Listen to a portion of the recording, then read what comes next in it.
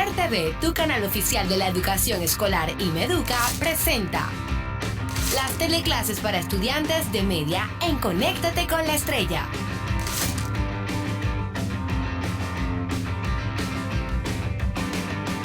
Welcome, new generation leaders. Let's work together on this second part of the lesson. Introduce yourself and others. I am your teacher, Mrs. Ayala. I'm really glad to have you here today. Before to begin, we are going to review our previous lesson. Also, you are going to have an activity, and also we are going to talk a little bit about your last assignment. Then we are going to introduce the objective for this lesson, and also we are going to talk about the importance of a self-introduction and the order of introductions.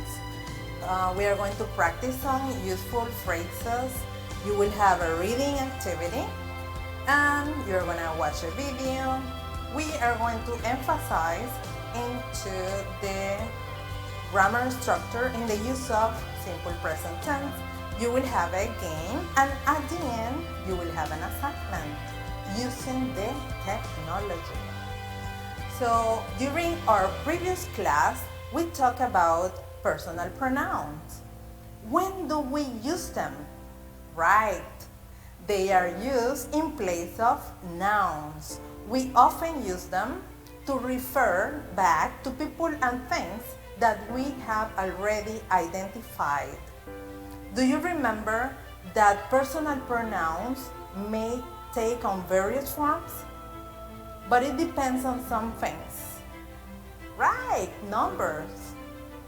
What do I say when I mention number? Yeah, it can be singular, like I, she, he, it, or plural, we, you, and they. Very good. Also, person. It can be first person, like I and we, second person, like you, and third person, she, he, or it, or in plural, they. Very good, guys. And something else, case. It can be subject pronoun or object pronoun. Right. And what else? Gender. Very good. It can be male, like in he, or female, like in she, or neuter, like in it. Good job, guys. So personal pronouns can be subject pronoun and object pronouns, as I mentioned. What is a subject pronoun? Is the one that is used as a subject of a sentence. We use them so we don't need to repeat the noun. We use them before the verb to show who is doing the action. An object personal pronoun are used as the object of a sentence. And they have different forms, as you can see here. Me, you, her, his, it, or in plural, us, your, and their. Good. So there are some tips in using personal pronouns. When we are talking about a single object, we almost always use it. However, there are some exceptions. We may sometimes refer to an animal as she or him or she or her. Why? When the animal is a pet, when that animal lives with you. For example, this is our dog Rusty. He is a French poodle. Good. We often use it to introduce a remark or a comment. For example, it is difficult to find a job, or it is important to dress well. And we often use it to talk about weather, temperature, time, and distance. As you can see in the example, it is 4 o'clock, time for your TV class. Or it is raining. And what about the use of she or her for example in ships and some other vessels or vehicles, as well as some countries, we can use it as or refer as a female. For example here, the Titanic was a great ship, but she sank on her first voyage. And look at the other sentence. My car is a minivan and I treat her carefully. Let's move on. Before we begin with this simple filling space practice, I want you to take a look at the email that Marta sent me talking about her new classmate. Pay attention, please. To grades at meduca.edu.pa, introducing my new friends. This is a picture of my friends. Sebastian and Karina are my classmates. Sebastian is from Israel and Karina is from China. They are from another continent. They are both 18 years old. My name is Marta and I'm from El Salvador. My country is in Central America. We are students at Plancarte Morelia School. Good. Good. Now it's time to replace the nouns with pronouns. So we are going to add the correct form of the verb to be. Let's drag for example, Sebastian and Karina, we can replace that for they. Good. And then the verb to be for they is are, right? That's what we practiced during our last week. Sebastian can be replaced by he. Very good. The pronoun he. And then the verb to be is. He is from Israel. And Karina is she. Very good. And the verb to be is. Karina, she is from China. They. What is the verb to be for? They are. So they are from another continent. And here we have they again. They are both 18 years old. My name, what is the verb be? Is Marta. And I am here already from El Salvador. My country is in Central America. We, very good. We are students from Plancarte Morelia School. Very good job, guys. Now let's see a review of a previous assignment. I guess it was creation of a block, right? Here I explain you the process of constructing your own block step by step.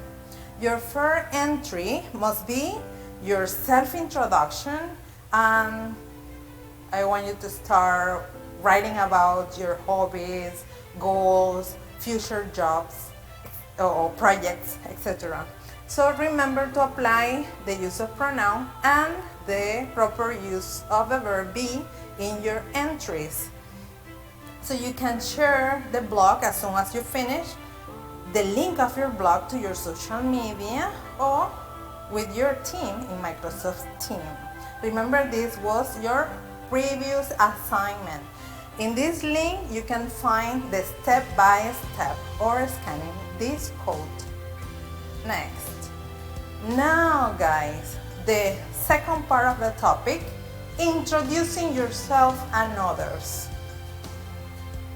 The objective for these lessons are to introduce yourself and others, demonstrating confidence, and to greet a friend or classmate. Why is a good selling introduction so important? And how to introduce others too? Remember, guys, that when we introduce ourselves, it tells others who you are, what you do, and why they should know about you. When you meet someone new and do not have the third party to introduce you, you should make a self-introduction. So no matter where you go, you are always, or you will have the opportunity to meet someone that you don't know. For example, at a school event, a birthday party, or a big get-together at a friend's home, after this pandemic, of course. So self-introduction or introduce others is like an art, because you can get connected with others or bring people together wherever you go. So once you have achieved it, you will automatically take the role of host. But remember, great hosting comes with great responsibility. That's why you have to know how to do it properly. So what is that weird sound? Hi, Teacher Grace. Long time no see. Hey, what are you doing here? Guys, do you know him? Definitely no. We are talking about how to introduce other people, so let me introduce him. Students, this is my friend Tobias.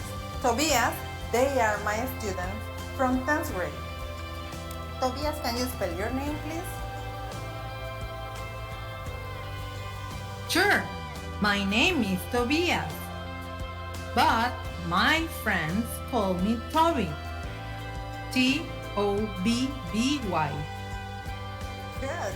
So, how do you describe yourself? I'm just an ordinary person with a blessed heart who likes to make other people feel happy. Wow! That means that you are a good person. Let me continue with my lesson, Toby. Okay, Teacher Grace. So we finally met. I'm pleased to meet you, students. I know that my students are happy to meet you too. Goodbye, Toby. See you Bye. around. This Toby is hilarious. Oh my goodness. So guys, I was explaining before Tobias interrupted me the importance of good self-introduction. Remember that it is implied as saying, hi, we haven't met. I am Graciela. As you extend your hand for the common handshake, if you are approaching someone you are familiar with, you could make your introduction a bit friendly, like by using his name. For example, Mr. Connor, my name is Grace. It is a pleasure to meet you. That's for a self-introduction. But what about if you are introducing others? As you could notice, when I introduced Tobias, I follow like an order of importance. Let's see some strategies to introduce people. If the people you are introducing are same age range and same gender, it doesn't matter whose name you say first. But if there is the same age range but different gender, you have to say the female's name first. For example, Susan, this is my classmate John. John, this is Susan. If you have different age range, for example, you have to say the older person's name first. For example, Uncle Peter, this is my friend Mary Pineda. Mary, this is my uncle Peter Rodriguez. And if one person is VIP, you know, the VIP is someone like a guest of honor, like a police officer, a judge, a president, a professor. So you can say like, Mayor Smith, I would like to introduce to Emma Watson. Emma, this is our Mayor, Tita Smith. I want you to keep in mind, guys, when you are introducing relative, be sure to say the full name. Imagine if you say to your friend you want to introduce your grandma, you're not, or your parent, you're not going to say mom or dad. They won't have another option to retain the name. So that's why you have to say the complete name of your parents or grandparents. It is often used to give more information about that person that you're introducing. And remember to smile and shake hands too. So let's see here some other examples of order of introduction. As you can see here, remember that you have to speak to the person that you will honor first. For example, if you want to introduce your classmate to your grandmother, you have to say like, grandmother, I would like you to meet my classmate Marixa Perez, for example. Then you turn to Marixa and you say, Marixa, this is my grandmother, Mrs. Rodriguez. So, for example, here in number 1, as I mentioned, you have your grandparents, your parents, or anyone older than you. Then you have to introduce them to the contemporary or those who are younger than you. And here in the number 2, if you have your friend, you introduce your friend and then another relative, another family member. Number 3, you have to introduce first an adult and then a child. In number 4, you have to introduce first a woman and then a man. In number 5, you have to introduce first someone with a title like the VIP, as I mentioned, like mayors, priest, doctor, anyone senior in rank to you. And then your contemporary, your same age or younger. And the last one, the number 6, if you are in an important event, you have to first introduce your guest of honor and then other attending the event. Let's review some useful phrases before an activity. Thank you for having me. What does it mean? It is a form of gratitude to show respect and reciprocity for being given the opportunity to take part in an event. As well. We say as well when we want to say or express like in addition, besides, or.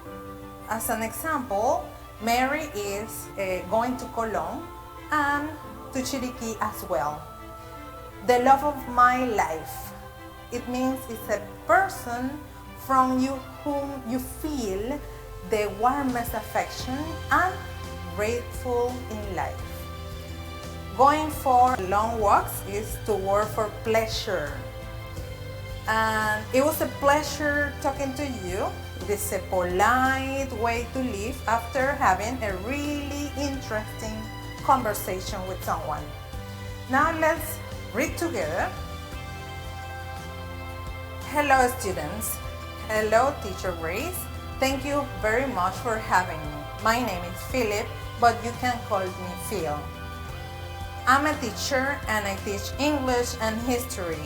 And where do I teach? I teach in a school in Hanover, Germany. I live in Hanover, but I have lived in many other countries as well. For example, Sweden, the Netherlands, and the United States of America. I'm married to a Mexican lady, the love of my life. I have a brother and he is a lawyer. He's not a teacher. I'm 35 years old. I was born on the 3rd of June, 1985. My hobbies are reading, rowing on a boat, and going for long walks in the forest or through the city. I like both. And of course, traveling to many new and exciting places with my wife.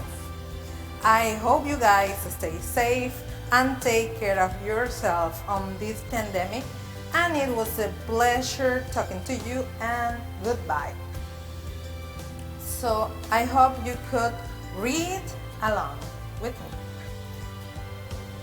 Now let's watch a self-introduction of my friend, and he is a supporting teacher at Morelia's Plancarte School. Let's see the video. Hello students, and hello teacher Grace. Thank you very much for having me. My name is Philip, but you can call me Phil. I'm a teacher and I teach English and history. And where do I teach? I teach at a school in Hanover, Germany. I live in Hanover, but I lived in many other countries as well. For example, Sweden, the Netherlands, and the United States of America. I'm married to a Mexican lady, the love of my life. I have a brother, and he's a lawyer, he's not a teacher. I'm 35 years old, and I was born on the 3rd of June, 1985. My hobbies are reading, rowing on a boat or on a machine, and going for long walks in the forest or through the city. I like both. And of course, traveling to many new and exciting places with my wife. I hope you guys stay safe.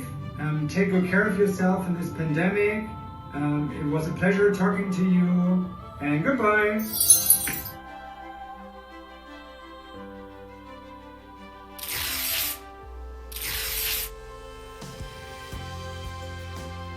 Now we have to review this simple present tense.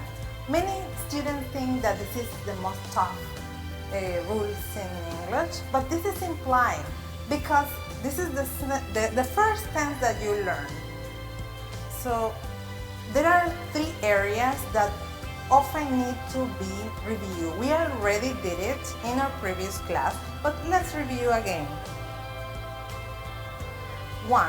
The S ending of the third person singular, how to form negative and how to form question. So number 1 here, you can see the S ending of the third person singular.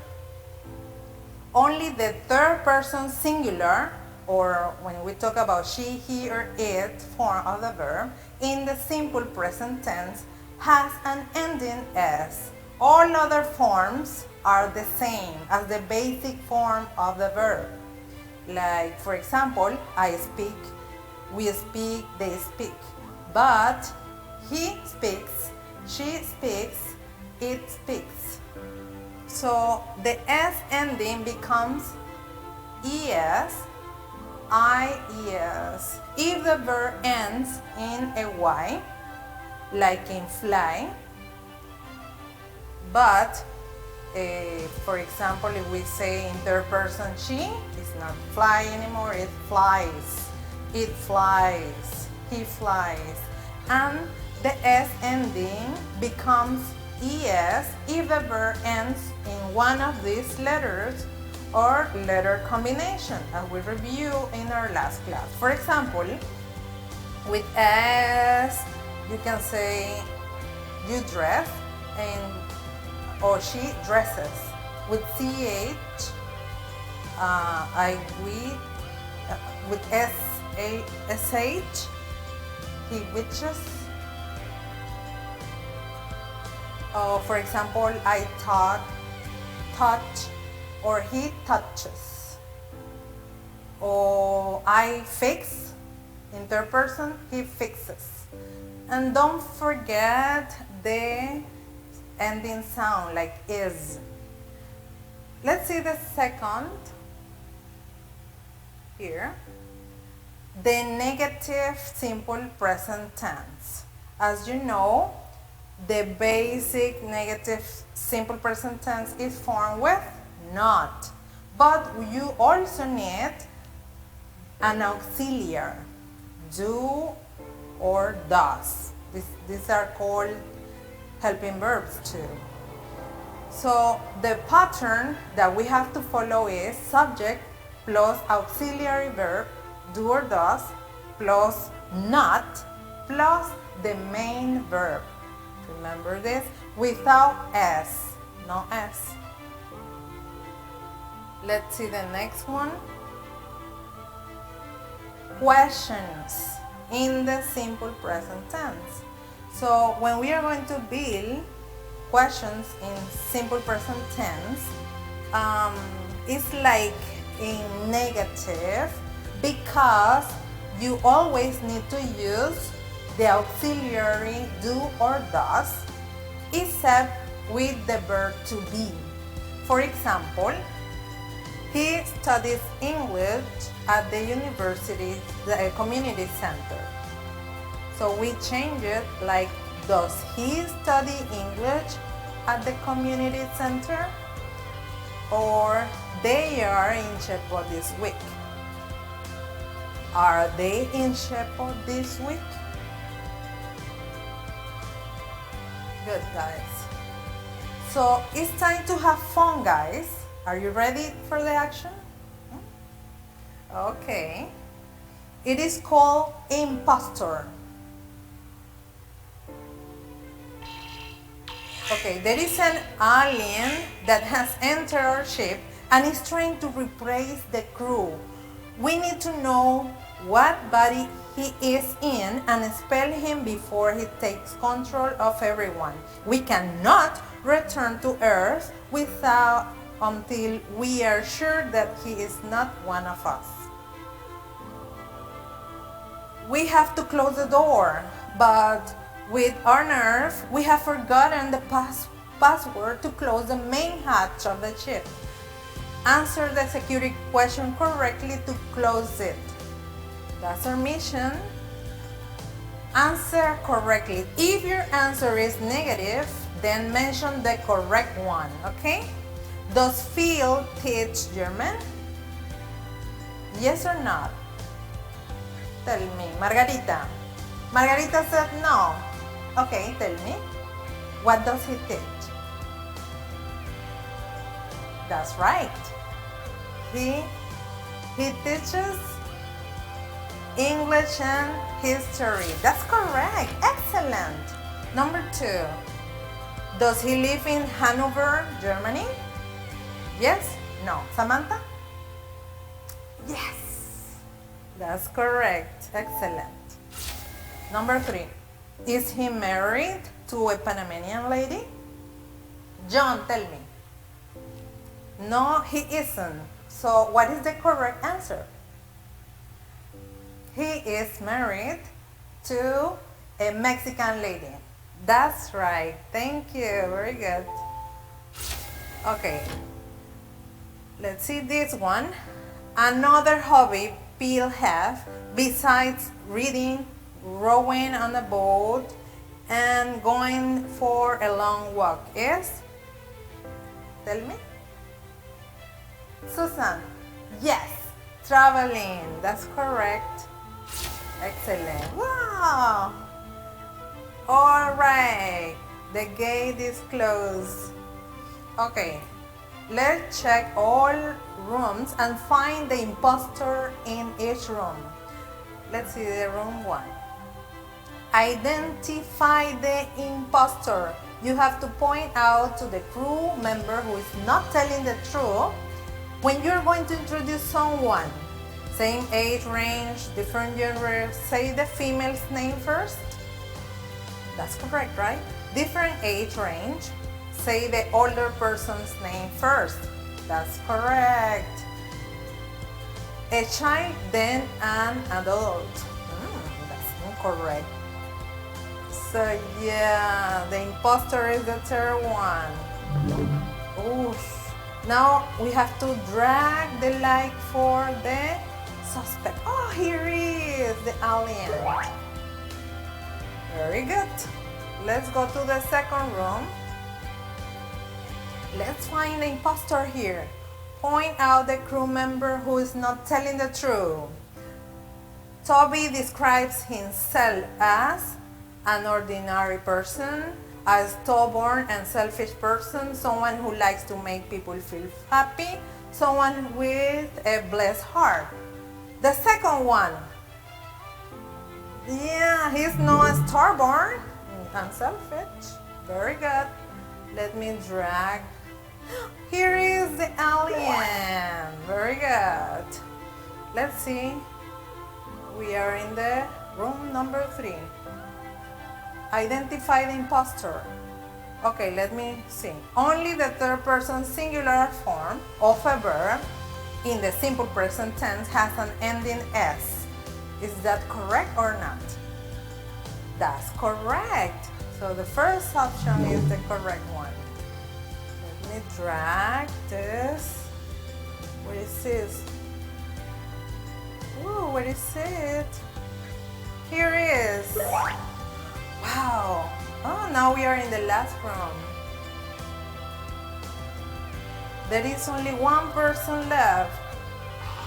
Oh my goodness. You have to choose the truth. The negative simple present tense is formed with the verb were not and also need to use an auxiliary do or does. Or you only need to add the word not before the verb. What do you think is the correct one? Yeah, the first one said Susan, and that was correct. They were not and the auxiliary verb. That's correct. Okay, choose the truth. Using the following statement, how do you form a question in the simple present tense? Margaret is a friendly person. So, Peter, what do you think? Do Margaret is a friendly person? Is that correct? Or is Margaret a friendly person? Yeah, that's the correct one because we are using the verb to be, so it is at the beginning. Good. Which is the best way to introduce yourself and others during this pandemic time? Interesting question. Tell me, John, by shaking hands, hugging and kissing? Or keeping the distance between yourself and the other person? What do you think? Excellent, the second option. That's right. Very well, guys. Woo. Let me hold the button.